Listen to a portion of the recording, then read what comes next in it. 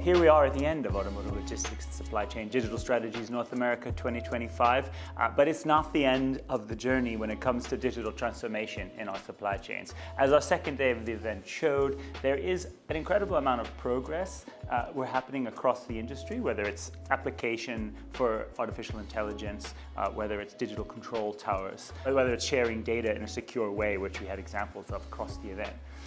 But also there's a lot of drivers that are continuing to put more emphasis on digital transformation, on visibility in the supply chain. Tariffs is just one thing that comes to mind, but there's compliance, for example, meeting what Pamita from Ford called a tsunami of regulations coming into the supply chain, which require more secure data exchange, visibility up the tier N and back, presenting again optimization opportunities in logistics as well. We started our day talking about AI, and John Rich from Mazda really emphasized the demystifying of AI when it comes to finding practical applications for it. He even suggested we should refer instead of AI to IA, intelligent automation. You know, yes, there is a future of agentic AI where agents are speaking to one another to support automation of decisions, but in the meantime, you should look to processes that you can automate. And in logistics, there are many, whether it's a documentation, whether it's a routing decision or network design. Make sure you find an area of your supply chain where you can segment that data and apply some automation to it. Could be Gen AI, could be machine learning, data analytics. There's so many examples. And I think the message from John, which was powerful, is the industry doesn't necessarily need to go looking for talent out of Silicon Valley or people who worked for big tech companies. Many companies have already a pool of data analysts, those who have been working in areas like machine learning, who can be upskilled, who can be set with new targets and start to do some of this intelligent automation in logistics and supply chain. And I think that really clicked with a lot of people because that's indeed the structure that many OEMs, tier ones have and are trying to work through with this data. Of course, there's still the issues of how to connect it into the right data lake with the right semantic layers. And I don't think that's an issue that anybody has fully solved, but everyone is making good progress. And we had an example from Container X, a consortium of data exchange, which has now started a partnership with AIG here in North America with the intent of rolling out more use cases. We heard some great examples from Ford and its Tier 1 Flex, how it was exchanging tier information data on carbon emissions, for example, how it can track that and save time and standardize exchanges. So lots of great progress. And when that sort of data exchange is standardized and more secure and trusted, the possibilities to apply AI or IA, as John Rich would call it, can really scale. But as mentioned, there's a lot driving the need for AI as well. Finished vehicle logistics is an area, for example, where data is still fragmented and siloed.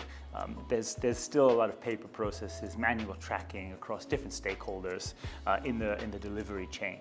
But Scott Mabry from Volkswagen Group of America showed a great example of bundling a data hub, if you want to call it, or a control tower across Mexico, US, Canada, with shipping in and out to really have better inventory visibility, updates across all the transport, enabling Volkswagen to make better decisions on its shipping, to have visibility on inventory, on delays, and indeed even on tariff decisions, for which this tool has played a great role.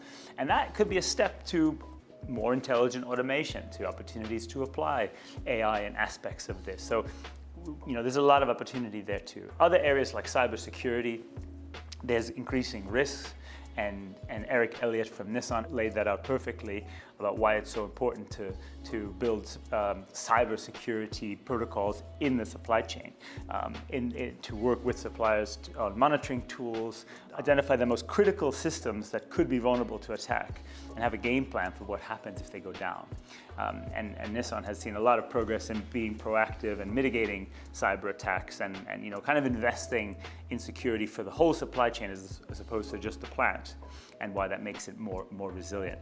And ultimately, compliance, trade compliance, sustainability requirements, tariff, these are all factors that are driving huge complexity in supply chain operations and in logistics cross-border. And so our final session of the day dug into that with a number of different experts, including Adam Schumake from Nissan, who's leading supply chain compliance at Nissan, and outlined a strategy to engage more across the organization and educate cross-functionally to be proactive in this. And the tier N mapping is a very important part of that, avoiding any suppliers in risk areas, but also, it gives a lot of optimization opportunities. And we heard from the likes of Scotty Fitzum at AccuRide and Carrie McConaughey from Aptiv on just how challenging the tariff situation is and why it's so important to work both with partners to get knowledge, whether it's custom brokers, freight forwarders, or suppliers to build information to be able to make better decisions, but ultimately also for OEM customers to collaborate with these tier ones, whether to pay the tariffs where needed and make decisions together. So visibility is going to play a big role in that. Exchange of information is going to play a big role of that. And so knowledge sharing will as well. And that's sort of the message that we sort of left the event with, is sort of look for the growth opportunities in these problems, work together, apply the right systems, and take a can-do attitude to it. And that's where we ended Digital Strategies North America. Despite those challenges, now we're going out into the sun for our final networking, so enjoying some time together to reflect on all that we've learned. And we're gonna take these conversations further as well with you on our website and our publication and our other events across the year, including in Munich, where we have our Digital Strategies event at the end of November, back here in Nashville in June 2026. So look forward to sharing with you all along the way and keeping up this journey.